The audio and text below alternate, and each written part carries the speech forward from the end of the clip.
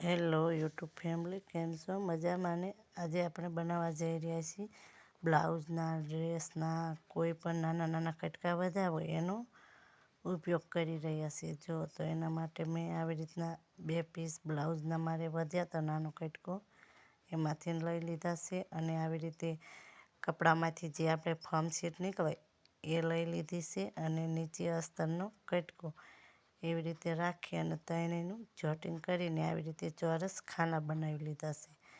અને તેનું મેજરમેન્ટ એટલે કે તેનું માપ છે, લંબાઈ છે આપણી 5 ઇંચ અને તેની પહોળાઈ છે આપણે 8.5 ઇંચ.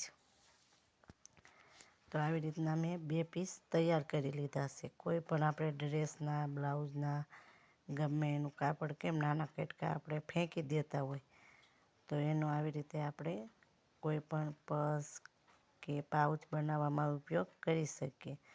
તો એના માપની મેં ચેન લઈ લીધી છે, એના કરતાં 1 ઇંચ વધારે છે, અને એને આવી રીતે સીધા કાપડ ઉપર ચેનને ઊંધી રાખી અને સિલાઈ લગાવી લેવાની. કાપડ આપણું સવલું છે અને તેના પર ચેન આપણે ઊંધી રાખી અને એક સિલાઈ જો આવી રીતે લગાવી.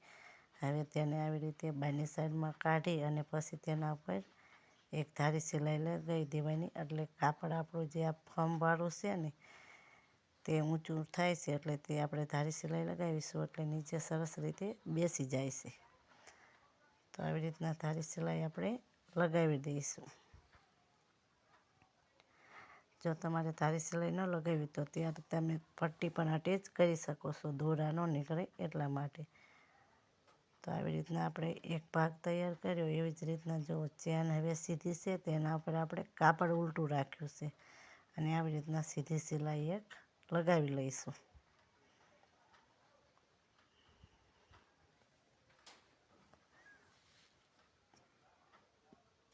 સરસ રીતે સિલાઈ આપણે આવી રીતના લગાવી લેવાની. તો આને પણ આપણે ખોલી અને ધારી સિલાઈ તેના ઉપર લગાવી લઈશું એટલે આપણું કાપડ બેસી જાય. તમારી પાસે પણ જો કોઈ પણ કટકા હોય તો તમારે ફેંકતા નહીં અને આવી રીતનો તમે કોઈ પણ ઉપયોગ કરી શકો છો, રીયુઝ એટલે કે. તો જો હવે આપણે ચેન અટેચ થઈ ગઈ છે. હવે આમાં આપણે રનર એડ કરશું. તો જો આ મેં રનર લઈ લીધું છે અને ચેનને આવી રીતે થોડી ખોલી અને પછી તેમાં રનર એડ કરવાનું છે.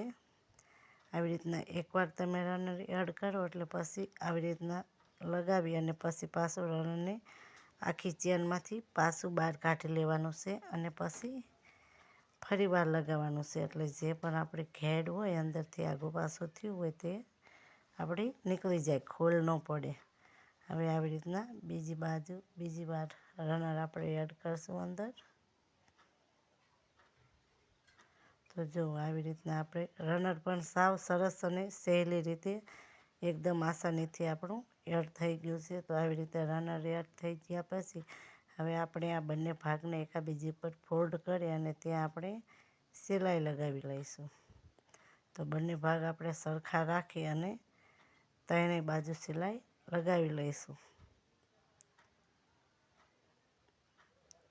તો જો ચેન છે ત્યાં આપણે મશીન પાછું હકાવશું થોડુંક અને થોડીક વધારે ત્યાં સિલાઈ લગાવીશું, એટલે ચેનમાંથી આપણો રનર ક્યારે પણ બહાર નીકળી જાય નહીં.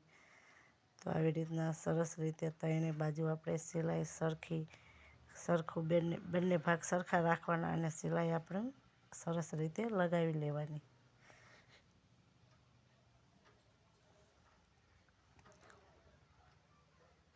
અને તમે અહીંયા જો પટ્ટી અટેચ કરવા માગતા હોય તો તમે પટ્ટી પણ અટેચ કરી શકો છો, દોરા ન નીકળે એ માટે, પણ મેં અટેચ કરી નથી. સિલાઈ લાગી જાય એટલે વધારાનું કાપડ બધું કટ કરી લેવાનું છે, પણ આપણે દોરા કે કાંઈ પણ હોય તે. તો આવી રીતના હવે આપણે પર્સને સવરું કરી લેવાનું. આ પાઉચ બનાવ્યું છે.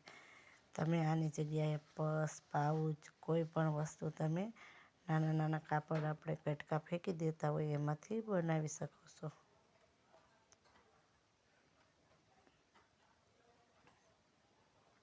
આપણે આમાં પેન્સિલું કે પછી પૈસા કે પણ આપણે બહાર ગામ જતા હોય તો આપણે કોઈ પણ કટલેરી ગમે તે નાની મોટી ચીજ આપણે રાખી શકીએ. તો તમને પાઉચ કેવું લાગ્યું તે તમે મને કોમેન્ટમાં જરૂર જણાવજો. જો તમને વિડીયો ગમ્યો હોય તો લાઈક કરજો, શેર કરજો અને મારી યુટ્યુબ ચેનલમાં જો તમે નવા હોય તો ચેનલને સબસ્ક્રાઈબ કરવાનું ના ભૂલતા.